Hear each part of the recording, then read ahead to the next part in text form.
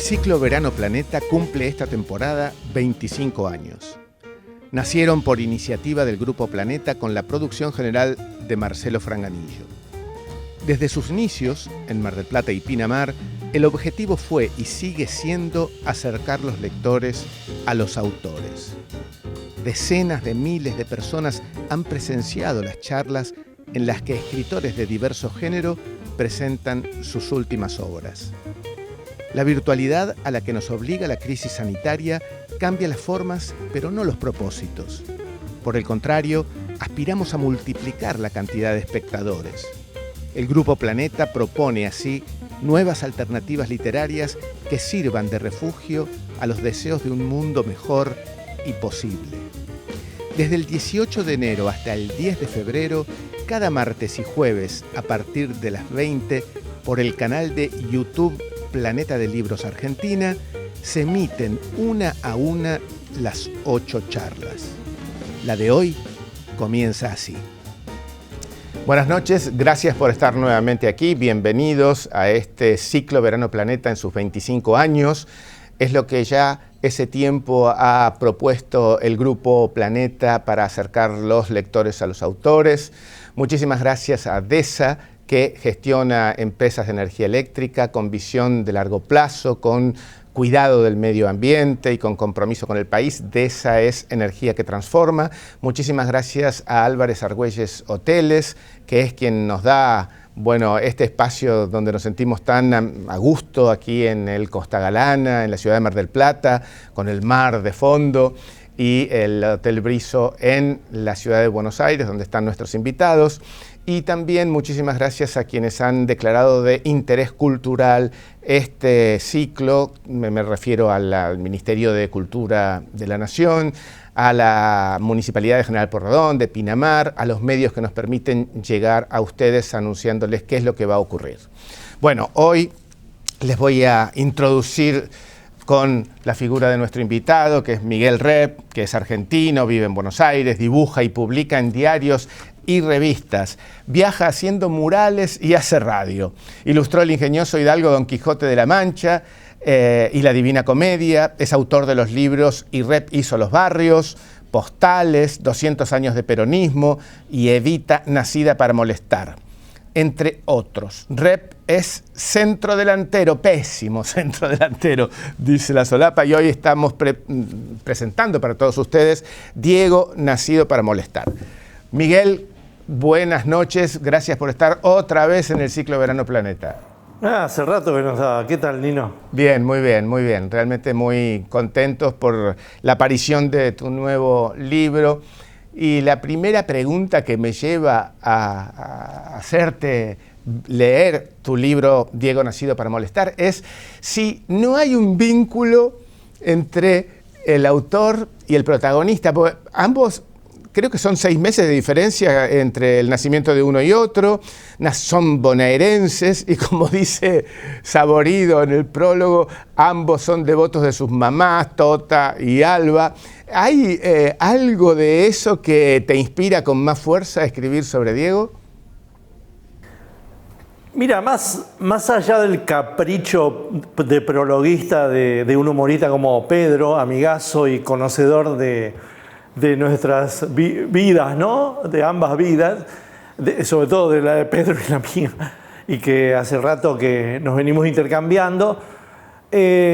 Sí hay, pero yo lo noto más que nada en un acompañamiento vital que uno ha tenido, que yo he tenido con respecto a la figura de Diego, ¿no? Siempre que estuve más o menos desde la edad de la lucidez o un poquito más tarde, tipo adolescencia, yo supe de la existencia de este muchacho, ¿no? Al principio como un jugador que prometía, y luego con sus consagraciones, y luego ya definitivamente con su paso a la leyenda, al mito, al semidios que estamos hoy rememorando todos los días y en el libro a partir de su muerte. Pero es verdad, estas coincidencias son certeras, ¿no? Que y que tienen que ver con que yo tuve la edad siempre de Diego mientras él tenía su edad. Entonces todos los balbuceos adolescentes, los errores, de una manera en él eran mediáticos y uno se enteraba, y en mí eran secretos e íntimos y yo me enteraba porque lo sufría. Entonces hay un acompañamiento y supongo que a eso más que nada se refiere. Es verdad, Diego nace en Lanús en octubre del 60 y mi vieja ya estaba preñada de mí. Yo nací 6 meses después, pero de Diego me enteré eso mucho después. Yo las primeras noticias de Maradona fueron seguramente en el Mundial del 78, cuando queda afuera. Yo ahí me empiezo a enfrascar en lo que es el fútbol argentino. Antes no le daba bola, no me gustaba el fútbol a mí. El fútbol para mí era una cosa que me llevaba a una situación muy represora, que era que mi viejo me llevaba a la peluquería de Tomasito a la vuelta, y en la peluquería esa, que yo no quería cortarme el pelo, había una mesa donde había el gráfico. Entonces yo odiaba el gráfico y odiaba la peluquería. Entonces el fútbol recién me entró mucho después, cuando empecé a jugarlo tarde, y por eso juego medio mal, y aparte porque me atrapó el Mundial 78, toda la mística que hubo en ese año, a pesar de la dictadura y todo lo demás. A mí el fútbol ahí me entró por ese lado, y ya ahí la anécdota Diega, fue que Menotti lo desplazó, lo dejó fuera junto con otros 2 jugadores. Pero al año siguiente lo incorporó al maravilloso Mundial de Japón, y fue esa selección gloriosa del 79 donde se coronó campeón del mundo, ¿no? Y ahí ya vi un juego hermoso, un Maradona increíble. Luego va a Boca, yo soy de Boca, y ya ahí como que nunca más se separó de nosotros Maradona. Así que esas coincidencias son ciertas, pero más que a una cuestión biográfica, tienen que ver con una paralela biografía sensual, ¿no? Sí, lo emotivo, lo que implicó, como decía, bueno, en esa frase que a mí me parece fantástica, atribuida a Fontana Rosa, ¿no? No me importa lo que hizo con su vida, sino lo que hizo con la nuestra. A mí me parece que ahí funciona el hecho de que vos seas contemporáneo. Obviamente, la contemporaneidad que vos podés tener con Diego suma, sin duda, tu fervor, me parece a mí. No es lo mismo, ¿no?, que hoy un chico en perspectiva lo mire. Vos has, como decís, participado inclusive de los mismos temores de época, de juventud, de adolescente. ¿No te parece que esa contemporaneidad indudablemente suma fervor a tu libro? Yo creo que el fervor del libro está dado a partir de la muerte de Diego y en el fervor mismo de la realización del libro, porque el libro es una cuestión muy intensa y sobre todo es algo medio nuevo en el género nuestro.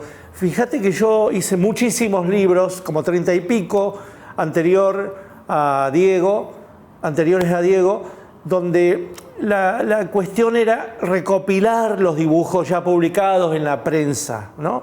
Y eso es como la tradición desde Quino, Coppi y Fontana Rosa para acá en nosotros, ¿no?, en el gremio. En cambio, yo hace un par de libros, a partir del libro también de Planeta, de vino, el vino argentino, tinto y tinta sobre blanco se llamó. Ese libro fue de un encargo y a partir de ahí me senté a hacer el libro desde cero. Después con Evita, Nacida para molestar, también hice un libro desde cero recopilación. Y Diego es también esa secuencia, es el tercer libro de secuencia donde yo, como un novelista, como un cuentista, como un ensayista, me entrego a hacer un libro desde cero. Y eso es muy raro.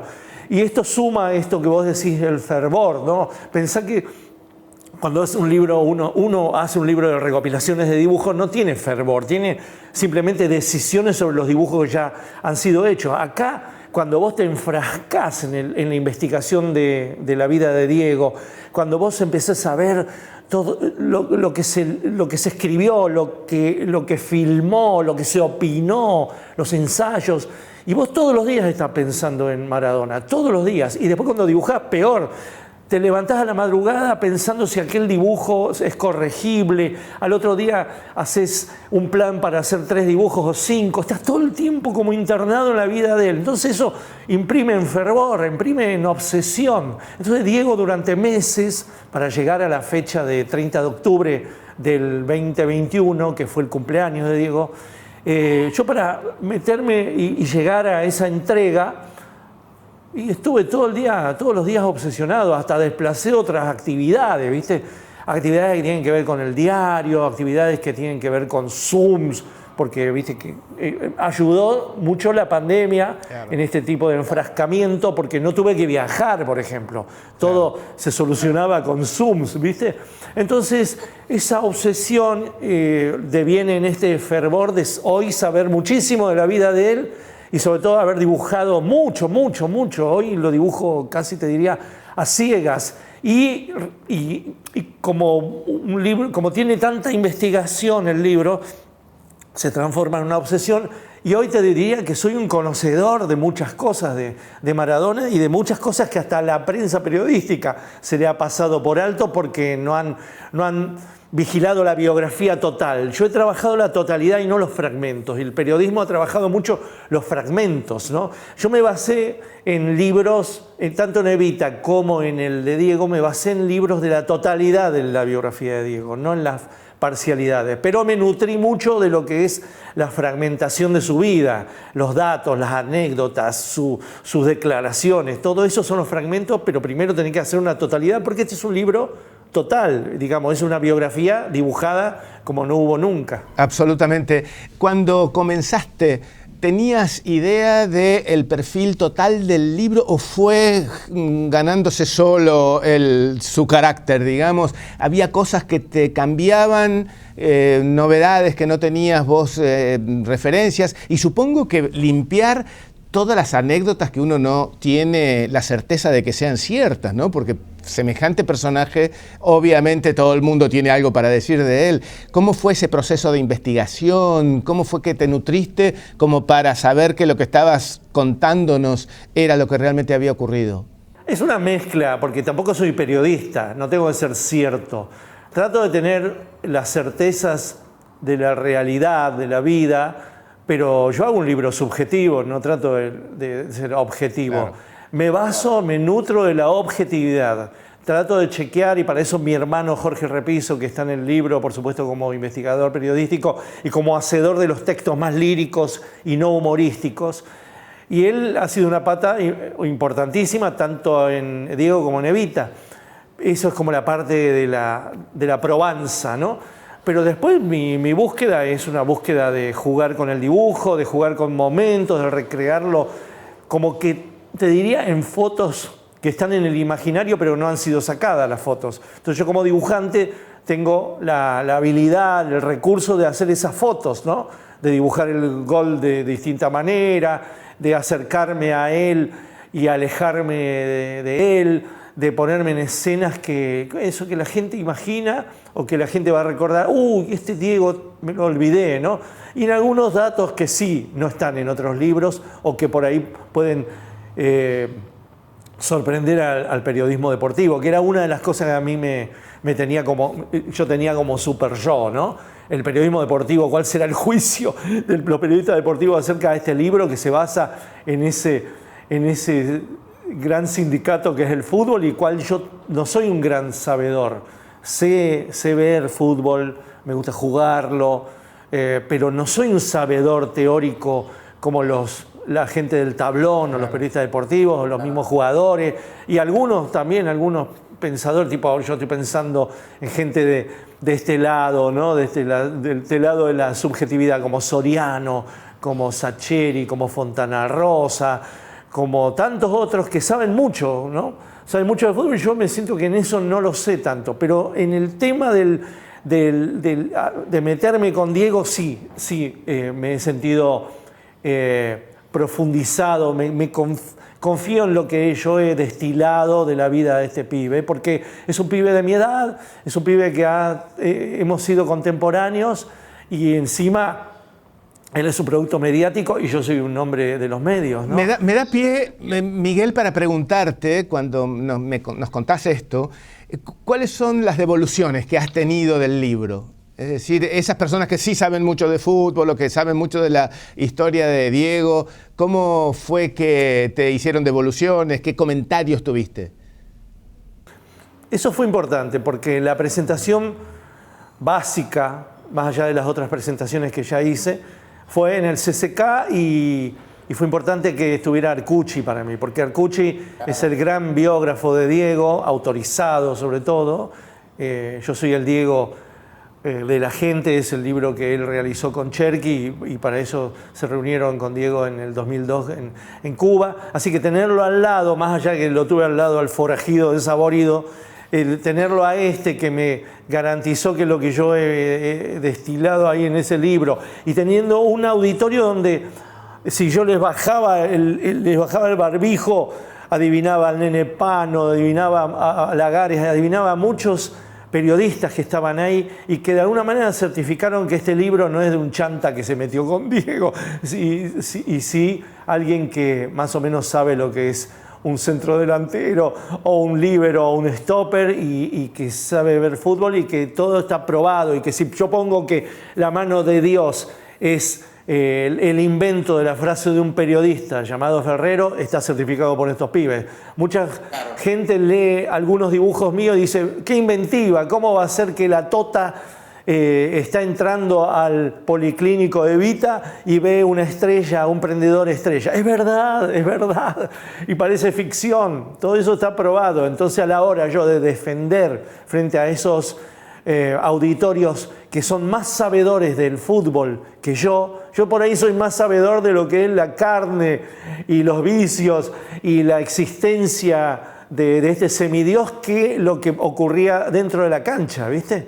Entonces, claro, cuando esos me dan una certificación, un diploma Pitman de que estuve en lo cierto, para mí es re importante. Siempre hay eso, ¿viste? En estas biografías siempre tiene que haber algún tipo de diplomatura, de certificado de gente que sabe más, ¿no? A mí me pasó con Evita y me pasó con el vino argentino. El vino argentino es re difícil meterse en ese mundo. Entonces vos tenés que saber cuáles son los varietales, el corte, el lagar, qué sé yo, todo eso. Y cuando lo presenté en pleno Cuyo, digamos, en Mendoza, en esa zona, y bueno, yo sentía que había hecho un libro si bien es lúdico, es jodón, porque es un libro de dibujo y un libro de humor, tiene certezas así. La base es muy probada, es muy como si fuera un periodista de investigación. Bueno, soy un humorista de investigación. Mencionaste La mano de Dios y obviamente es la tapa del libro, ¿no? La trampa o no. Yo cuando dibujo los libros, viste que yo me la paso así, después cuando me traen los libros para firmar, yo hago dibujos. Yo hago dibujo y tardo mucho, pero a cada uno le hago un dibujo distinto. Y de vez en cuando hago el dibujo de la tapa, y yo no pongo la mano de Dios, yo pongo el puño de Dios. Y después me di cuenta que yo tendría que haber puesto un dibujo adentro que dijera el puño de Dios. Porque en realidad, si él hubiera hecho el gol con la mano de Dios, ¿no? Con la zurda extendida de la mano, se lo hubieran invalidado. Él lo hizo con el puño, con lo cual se tapó con la pelusa, con el pelucón que tenía, y entonces eso hizo pasar inadvertido en la trampa. Para mí es el gol del puño de Dios, y para mí es mucho más fuerte el puño que la mano de Dios. Pero bueno, hasta Sorrentino cayó en la mano de Dios. Algún día lo conoceré a Sorrentino y le diré que rebautice su película y que se llame Está todo el puño de Dios. Mencionás que te encontraste o transitaste la vida de un ser genial en sus luces y también en sus sombras. ¿Se puede ser así genial también en las sombras? Sí, hablemos de genios y de genias y vamos a ver los claroscuros de una vida. Lo que pasa es que hay gente más luminosa, hay genios que son para el mal, de eso no vamos a hacer libros, pero qué sé yo, supongo que esos grandes líderes, esos grandes dictadores, esos que cambian el curso de la historia como el miserable de Hitler, es un genio, de alguna manera es un genio. Ahora, es un genio para el mal. Ahí lo que habría que encontrar cuáles son los claros más que los oscuros. En cambio, en los genios de la luminosidad, como podría ser Diego, como podrían ser, qué sé yo, Borges, podría ser Quino, vos lo que tenés que encontrar es, bueno, pará, no son tan dientes de leche, tienen esto, y algunos tienen más oscuros que otros. Lo que pasa es que Diego ha sido muy monitoreado por la prensa, y él también era un autobuchón, ¿no? Era un tipo que no paraba de hablar, era un charlatán. Entonces, ¿cómo no te le vas a descubrir oscuros? Si la vida privada de Diego es una vida pública, ¿cómo no vas a encontrar oscuros? Nosotros estamos todos llenos de claroscuros. Lo que pasa es que de él sabemos mucho de sus oscuridades, pero muchísimo más de sus claridades. Estamos celebrando la existencia de un genio que nos ha dado mucha alegría. Eso es muy importante. Sí, de cerca, Miguel, todos salimos movidos, ¿no es cierto? Lo que pasa es que pobre lo tenía expuesto. Hay una... mencionaste recién a Borges y a Maradona, y vos en algún momento los conectaste en Fierro, ¿no? ¿Qué vínculo podían tener ambos? Claro, esto de la historia biográfica de uno cruzada con la de Diego, sobre todo en los medios, como que siempre está, ¿no? Siempre estuvo. Yo me acuerdo el primer dibujo que hice que aludió a Maradona fue del año 82 en la revista Feriado Nacional, donde yo no lo hice, sino que hice lo que fue aquel lamentable suceso del Vasco achándole la gamba, ¿viste? Cuando él jugaba en el Barcelona y el Vasco lo achó y peligró su carrera futbolística. Yo ahí hice un dibujo sobre Maradona, pero tuvieron que pasar 4 años cuando fue el Mundial del 86, cuando ya estaba instalada la revista Fierro, y era una revista de historietas, de historietas. Entonces me convocó el director para hacer una editorial sobre lo que había ocurrido en ese junio del 86, que fue primero la muerte de Borges y luego la consagración de la selección argentina de la mano de Maradona. Entonces yo lo que hice fue unir en esa página de Fierro, en el año, se publicó en el julio del 86, y vas a ver que en esa página están mezclados Borges y Maradona, uno que se va y uno que emerge. Y yo lo quise publicar en este prólogo, y no lo instalé en el libro, en los capítulos del libro, sino que lo instalé en el prólogo para decir, miren, desde el año 86 que vengo dibujando a Maradona, ¿no? Como que no es que lo empecé a dibujar a partir de la muerte, ¿no? A Diego lo dibujé mucho durante todo su reinado, pongámosle del 86 hasta su muerte, y a veces lo he dibujado criticándolo mucho. Yo ahora estaba revisando originales y lo he criticado mucho, ¿viste? Porque hubo momentos de la obsesión mediática de Diego y de su incursión por los comentarios que se metían, y yo estaba muy hinchado las bolas de eso, muy hinchado, incluso como compañero generacional. Decía, bueno, pará, hermano, pará de opinar sobre todo.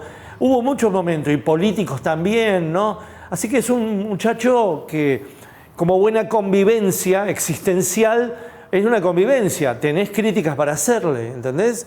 Gracias por los momentos dados, pero he sido bastante crítico. El otro día también me mandaron una tira que yo publiqué en año, no sé cuál año, donde yo pongo, no lo publiqué, en el libro no me lo acordé, pero hay un tipo con las pelotas bien infladas y él grita, es como un bebé grande que dice, me tienen las bolas infladas ya, hinchadas con Maradona. Eso es una tira mía de página 12.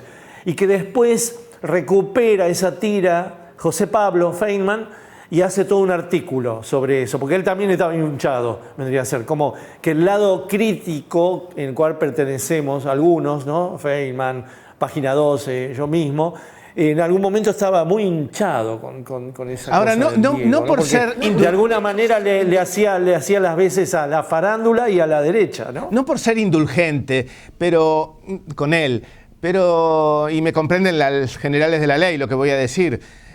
También el periodismo en general abordaba a Maradona preguntándole cosas que no tenían que ser, las mareas, el aborto, el divorcio. Él era un jugador de fútbol, ¿no? Hay también una correspondencia en cuanto a la responsabilidad de esas idas a la banquina por parte del periodismo, ¿no pensás eso? Bueno, es una convivencia, Diego con el periodismo con Diego. Se retroalimentan, se necesitaban.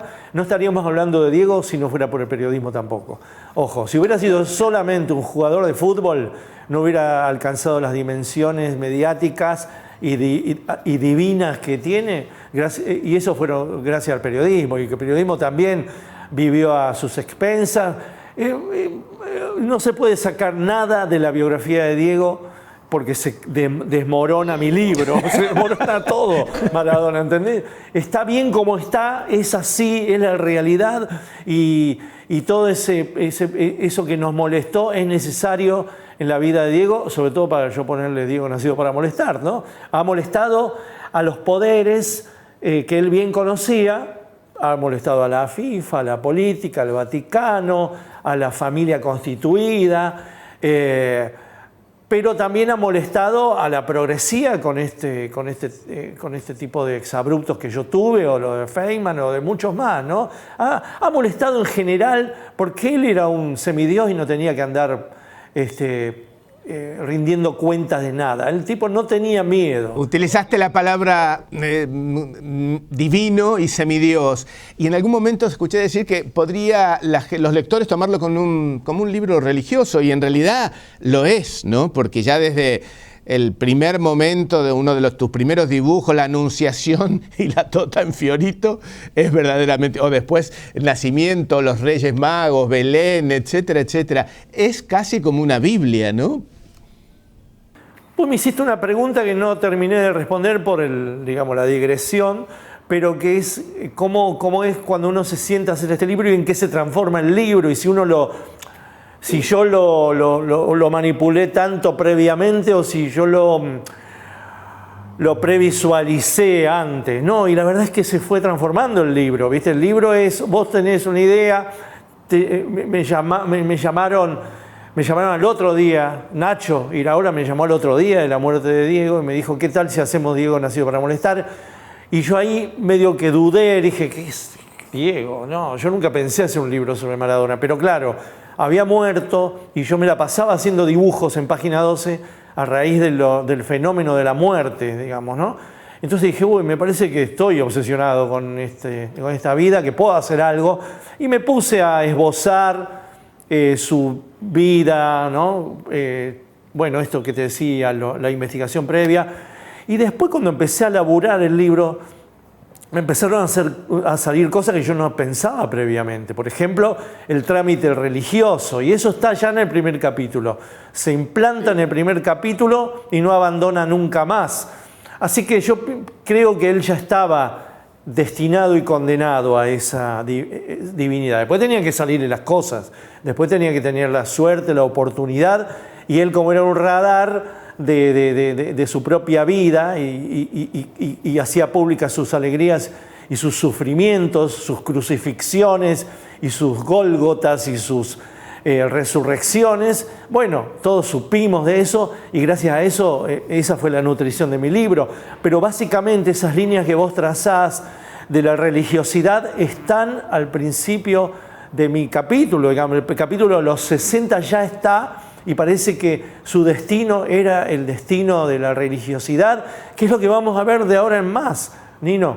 De ahora en más vamos a ver la construcción de una especie de difunto Correa o de Gauchito Gil, pero con muchos más atributos, porque a diferencia de la difunta y de Gauchito, Diego le ha dado muchas alegrías a muchas existencias que hoy están por la calle, digamos nosotros mismos. Ha dado mucha alegría, y cuando ha dado mucha alegría hay mucha pena, pero también hay muchos atributos de la superstición popular, y eso va a ocurrir con Diego, ¿sabes? Porque es un héroe de verdad argentino, es un héroe argentino, es un héroe conurbano, es un héroe del sur. Lo estamos viendo en sus deificaciones y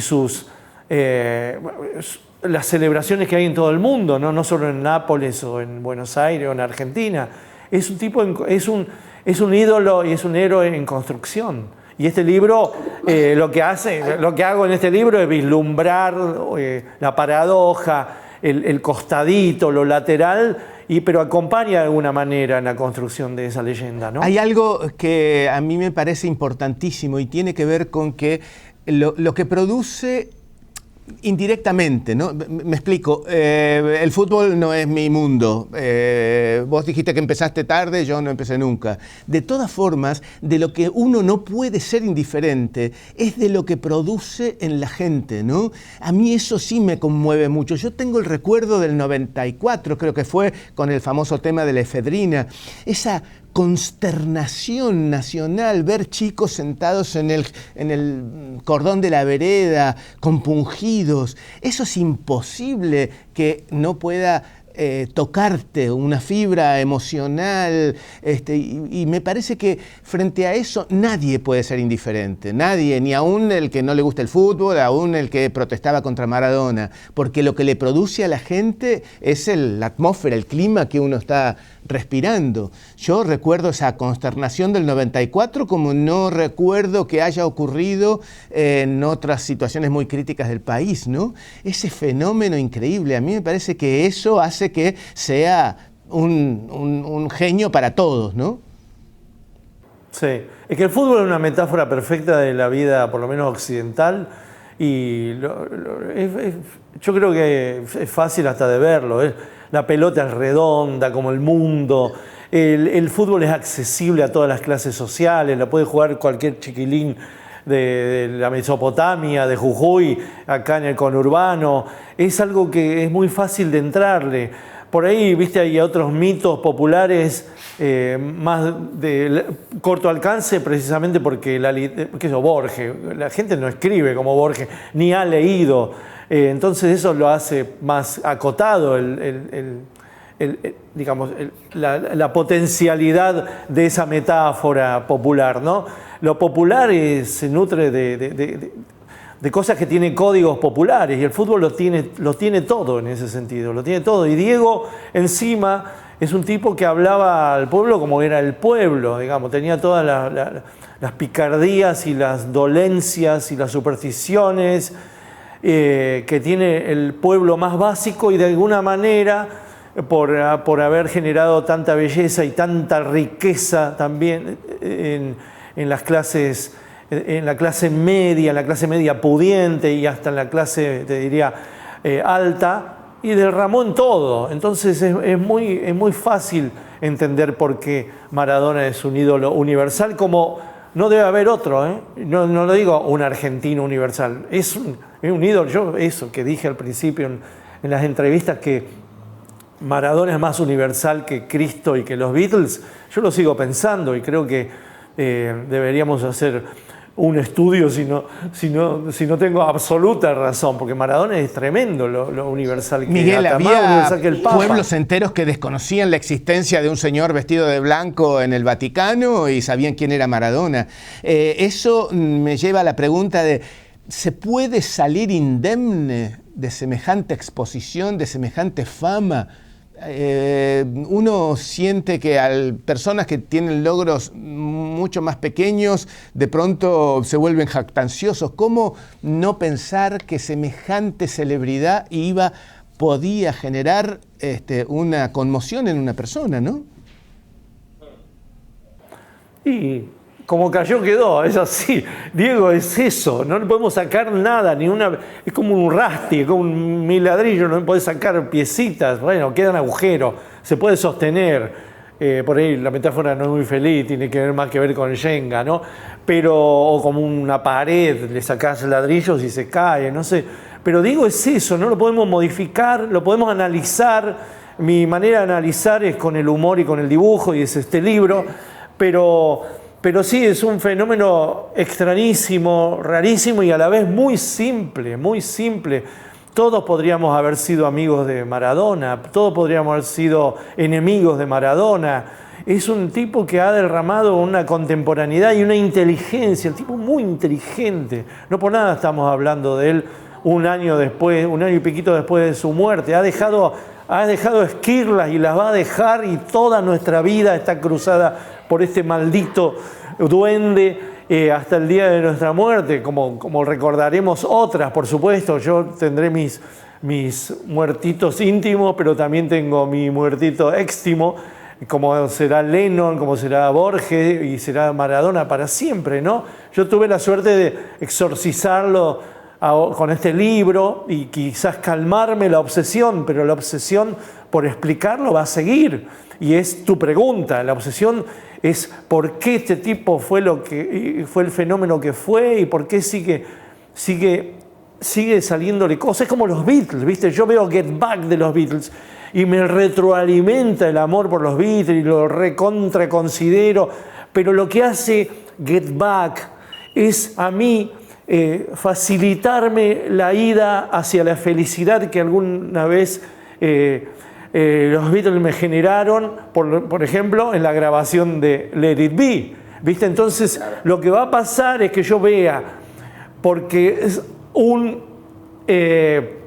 alguien tuvo una cámara en el Azteca en junio del 86 y filmó de otra manera el gol del siglo, el gol con la mano, y va a exhumarse eso, y yo lo voy a ver de otra manera, ese gol, pero eso va a alimentar ese mito que yo me generé con ese gol. Entonces, todo eso siempre va a sumar. Lo que va a pasar ahora es que, más que restar, Diego, como los Beatles, y como seguramente algún día va a pasar con Quino y sigue pasando con Borges, y con Frida Kahlo y con, qué sé yo, muchas figuras así que te dieron instantes de felicidad. Y uno lo que hace es recrear volver a tener y resignificar esos momentos de felicidad. Porque ¿qué es el gol, esos 2 goles de Diego a los malditos ingleses? Momento de gran felicidad para los argentinos, momento de gran felicidad para mí.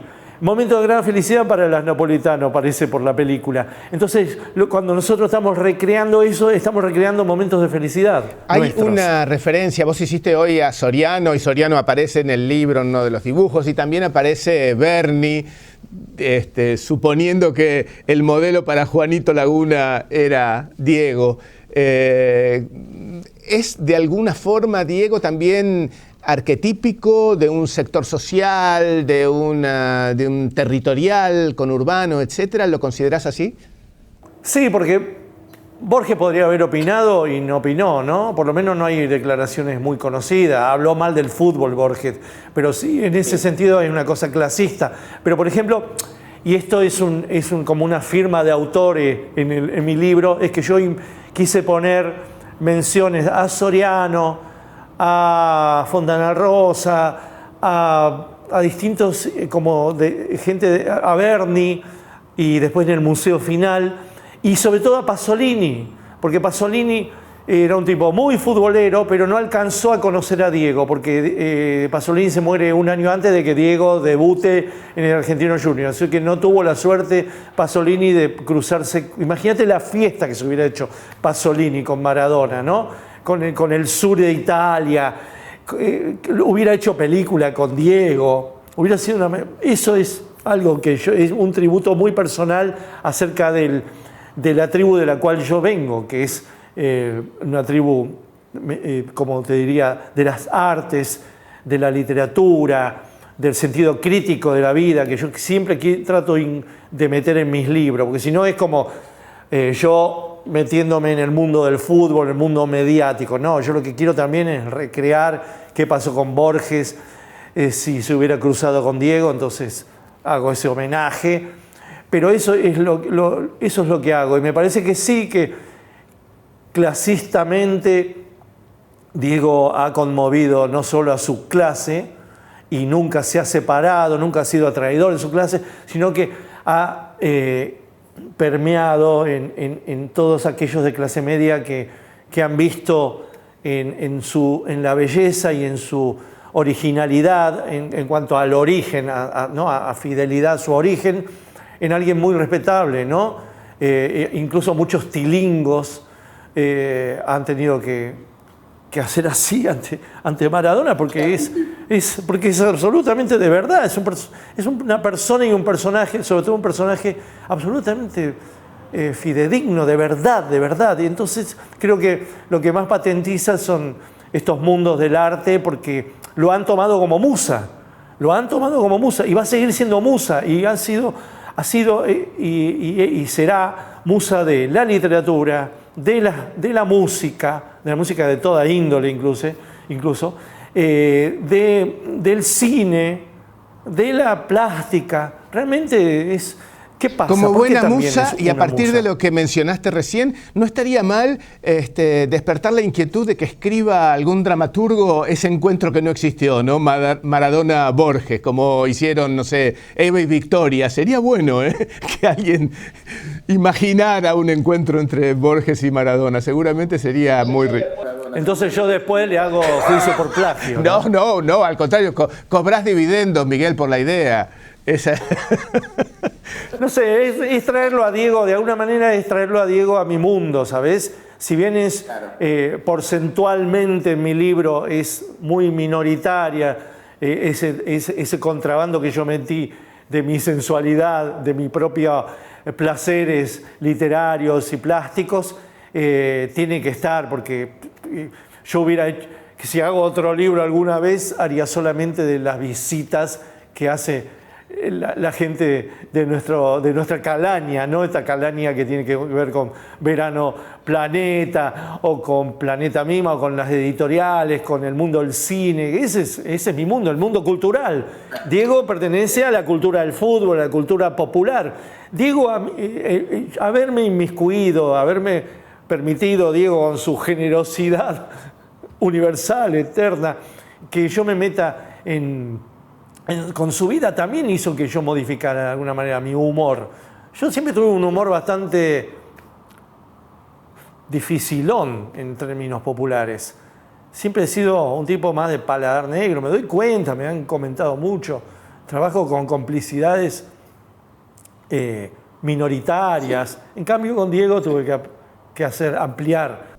Decime una cosa, Miguel, ¿vos crees que podría haberse dado una personalidad como la de Diego fuera de la Argentina? ¿Es un producto típicamente argentino lo que produjo en el mundo Maradona? ¿O crees que no, que podría haber sido de cualquier otro país? No, para mí es un producto del conurbano, para mí es un producto del sur, para mí es un producto de la Argentina. Es un tipo que de alguna manera escuchaba una vez la palabra, no sé, Madre María, el nombre de la Madre María, o escuchaba una vez Severino de Giovanni, o escuchaba Bayer, o escuchaba Rodrigo, escuchaba Gilda. El tipo lo percibía, lo metía en su mochila y lo hacía inteligencia y lo regurgitaba en sus declaraciones después, ¿no? Es realmente una condensación de lo argentino. Y lo argentino en Jujuy, en Misiones, en Tierra del Fuego. Es un radar que captaba seguramente más que nada su gremio, el futbolístico, su metagremio, el deportivo, y su grey clasista, ¿no? De clase. Es decir, todo lo que se metía. Seguramente adoraba el cine de Fabio, seguramente, qué sé yo, adoraba la música que por ahí nosotros estamos lejanos, ¿no? Pero es un artista popular con un gran radar, y eso lo llevaba a sus declaraciones y de alguna manera supongo que al fútbol, ¿viste? Porque su manera rioplatense de jugar es una manera rioplatense de jugar, que no es solamente haber aprendido el malabar o ha aprendido las fintas del fútbol más grosero y más finito, sino también de meter en la cancha algún tipo de sabiduría, ¿no? De picardía criolla, de filosofía de lo popular, el gol con la mano, ¿no? Miguel, ese repentismo que tenía para las etiquetas que quedaron como citas muy populares que se repiten, ¿no? Eso es producto de ser una persona muy inteligente, si no, vos te pones a acuñar una frase y nada, queda una estupidez. Pero él tenía ese repentismo que dejó a todos repitiéndolo como una cita. Claro, es como si hubiera leído toda como si hubiera leído toda la literatura gauchesca, ¿viste? Claro. Es impresionante. Sí, pero sí, ¿eso sí. de dónde le viene? Yo calculo que eso le viene más que nada del laconismo de su papá y haber estado en potreros y haber estado en vestuarios de mala muerte y haber escuchado al santiagueño que habla de esa manera, ¿no? Es decir, yo eso lo reconozco porque he tenido una infancia muy correntina, entonces ahí te das cuenta que en un fogón, con una frase muy corta, te describieron visualmente toda una situación. Y Diego tenía eso, tenía un humor muy lacónico, repentista y una visualización, una cosa de visiones, ¿no? La tortuga, la mancha de la pelota, aquello todo es visual. En ese sentido, creo que hay mucho de la gauchesca, ¿no? De la gauchesca y de todo, el arte argentino, Decime, ¿vos creés que Diego en su vida se ha sentido solo o no, o acompañado? Me refiero, cuando alguien llega a esos niveles, muchas veces se sospecha de compañías por interés, etc. ¿Tenés alguna aproximación a ese sentimiento? Me he metido mucho en la carne de Diego, porque cuando yo hago personajes así, trato de que tenga una carnadura, entonces despertarme a madrugada y sentir qué hubiera sentido Diego, cómo fue la noche final, ¿no? Esa noche final es patética, es de una soledad absoluta, pero yo qué sé qué sintió cuando lo parieron, ¿no? Esa soledad del que es parido, que sale de ese vientre, el cual seguramente hubiera sido su lugar de la maravilla, ¿no? Un no nato para siempre dentro de la tota hubiera sido la existencia perfecta, ¿no? Vivir en la tota, que es lo que los mameros siempre soñamos, ¿no? Vivir ahí, que la cosa nunca se corte. Pero me parece que él, si ha sido inteligente, ha percibido la soledad, sí. Yo creo que él donde más se sentía acompañado era en personaje, pero me parece que como persona se sentía solo, ¿no? Es decir, cuando estaba solo, se apagaba la luz, cuando tenía el deseo seguramente suspendido, ya sea porque había resaca química o resaca orgásmica o lo que sea, ahí yo creo que él tenía conciencia de la soledad y que todos los alfombras y los banquitos que le han puesto se los sacan, ¿no? Y la soledad debe ser tan proporcional a la compañía o la falsa compañía que te han dado, ¿eh?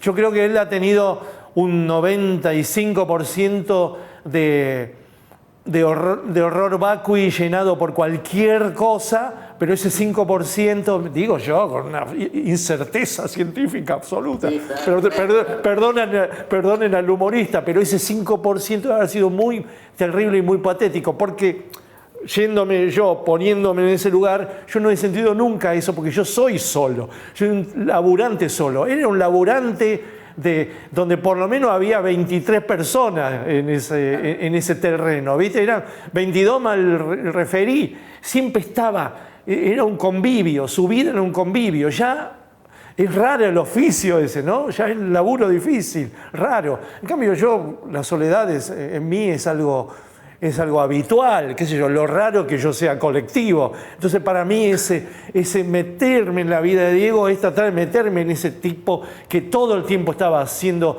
asediado por los marcadores en el fútbol, por los medios y por los hinchapelota, por los fans.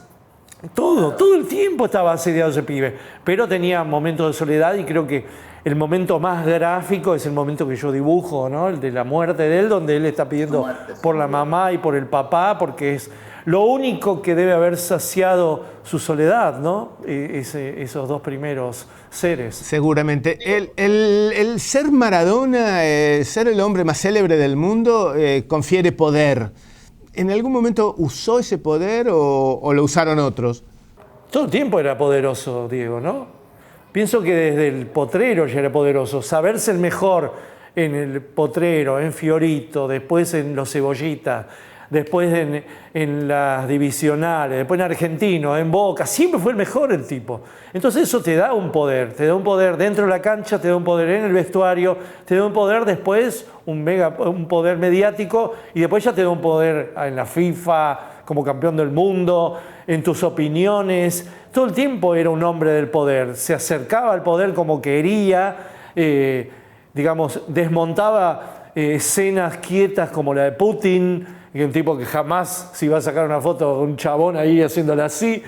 Putin, ¿no? Y después se acercaba, digamos, el poder lo necesitaba, así que era un tipo del poder, ¿sí? Era un hombre del poder que manejaba también las armas del contrapoder, y eso lo hacía tan interesante, ¿no? Porque siendo un hombre que podría haber sido tranquilamente acunado toda su vida por la derecha o por los medios conservadores y haber tenido una vida más tranquila, se ha metido siempre en la parte marginal, en la parte lateral de la vida, siendo de izquierda, hablando mal de Bush, subiéndose al tren contra Enalca, mostrando su simpatía por el Che y Fidel, por las madres, por las abuelas. Digamos, siempre se metió en andariveles que no le convenían a un hombre tan mimado por los poderes, ¿viste? Era un hombre mimado por la FIFA, podría haber sido Platini, podría haber sido Pelé.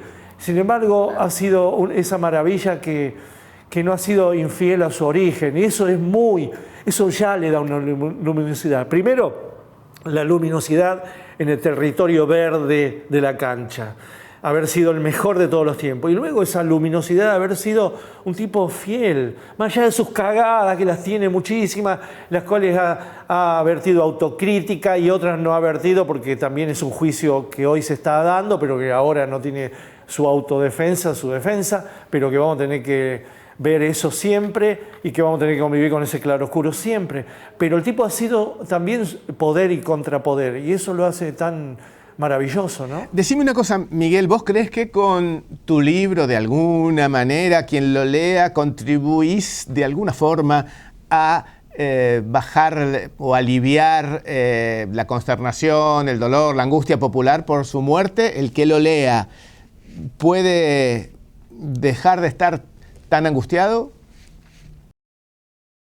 Sí, yo creo que sí, que acompaña por ese lado al Diego, ¿no? Acompaña por ese lado.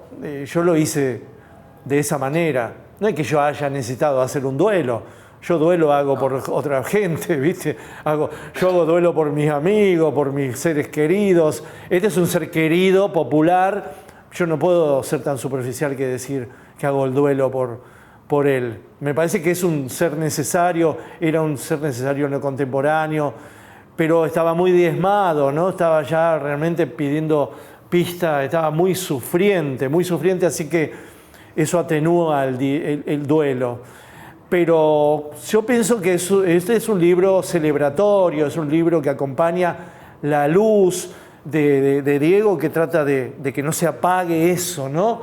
Y porque es un libro de dibujitos y es un libro de humor, ¿viste? Y el humor siempre está del lado eros de la vida y no del lado tánatos. Muchos libros van a salir del lado tánatos, que lo tiene porque cualquier vida tiene tánatos. Pero mi libro es un libro erótico. Es un libro como un amigo, ¿viste? Vos ves un amigo y te reís. Abrís acá y te sale una sonrisa. Yo veo un amigo, una amiga y me agarra una sonrisa. Yo quiero eso, que sea un libro de amigo, el amigo que tuvimos.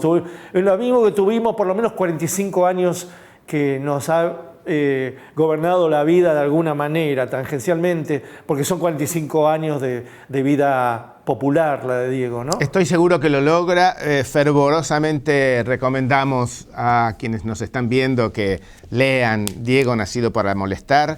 Es una maravilla de libro, con unos dibujos increíbles, con una impresión fantástica.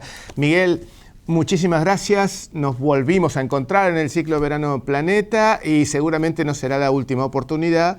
Gracias por estar siempre y por ser tan fervoroso y tan comunicador como lo has sido siempre. Gracias. Gracias, Nino. Hasta la presencia siempre. Chao. Bueno, Muchas gracias. Nosotros seguimos con otra charla, seguramente el próximo día de emisión, con ustedes, retornando aquí en el Hotel Costa Galana y en el Briso en la ciudad de Buenos Aires. Gracias por estar.